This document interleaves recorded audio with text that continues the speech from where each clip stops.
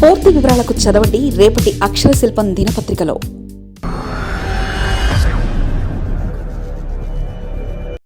America Pulakeshi Trump ఇక వినాశనమే.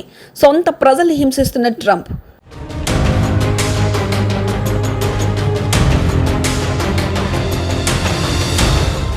America నుంచి రాలేరు పోలేరట. 4 ఏళ్లలో అమెరికా అన్వాంటెడ్ కంట్రీ.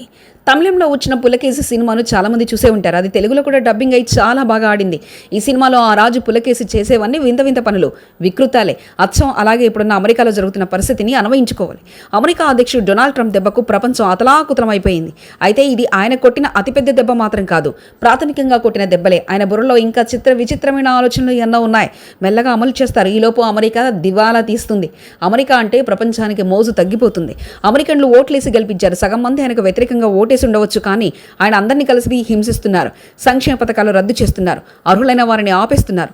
ప్రభుత్వ సొమ్ము అంటే ట్రంప్ తన సొంత ఆస్తిగా భావిస్తున్నారు. అందుకే రూపాయి కూడా ప్రజలకు ఖర్చు పెట్టేది లేదంటున్నారు. దీంతో ప్రజలు రోడ్డెక్కారు.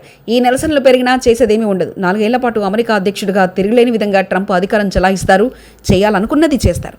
అమెరికా ఆదాయం తెచ్చిపెడుతున్న విదేశీ విద్యార్థులను ఆయన బలవంతంగా బయటకు పంపేసే ప్రయత్నం చేస్తున్నారు. లీగల్గా అన్ని పత్రాలతో వచ్చిన వారిని ట్రాఫిక్ ఉల్లంఘన లాంటి కేసులు చూపించి దేశం విడిచి వెళ్లిపోవాలని ఆదేశాలు జారీ చేస్తున్నారు. ఇలాంటివి ఎక్కువైపోతున్నాయి. ఇక H1B వీసాదారులకు ట్రంప్ వేధిస్తున్న వైనంతో వారికి కన్నీళ్లు వస్తున్నాయి. కంపెనీలు ఎవరైనా సరే ఎంత పని ఉన్నా అమెరికా నుంచి పోవద్దని అంటున్నాయి. మళ్ళీ రానివ్వరని వాటి నమ్మకం. అమెరికా అంటే కాంప్లెక్స్ అనే భావన ఉండేది. ఇప్పుడు అది పోయింది. రాను రాను అక్కడ వెళ్లాల్సిన అవసరం లేదని అనుకుంటున్నారు. ఈ 4 ఏళ్లలో అది జరుగుతుంది. ఆ దేశానికి వెళ్లే వాళ్ళు తగ్గిపోతారు, వెళ్లిపోయే వాళ్ళు పెరుగుతారు, చదువు కోసం వెళ్లే వాళ్ళు ఆగిపోతారు. దానివల్ల అమెరికాకు ఆదాయంతో పాటు ఉద్యోగాలు పోతాయి. అమెరికాకు నష్టమే, కానీ అమెరికా అంటే మోసపడుతున్న వారికి అసలు నిజం తెలిసేలా చేయడానికి ఆయన కృషి చేస్తున్నారు. ఇది ఒకందుకు మంచిదే అనుకోవచ్చు. ట్రంప్ 4 ఏళ్లలో అమెరికాను ఆఫ్ఘనిస్తాన్ చేసినా పెద్దగా ఆశ్చర్యపోవాల్సిన అవసరమే లేదు. మరిన్ని కథనాల కోసం సబ్స్క్రైబ్ చేసుకోండి మీ అక్షర శిల్పం.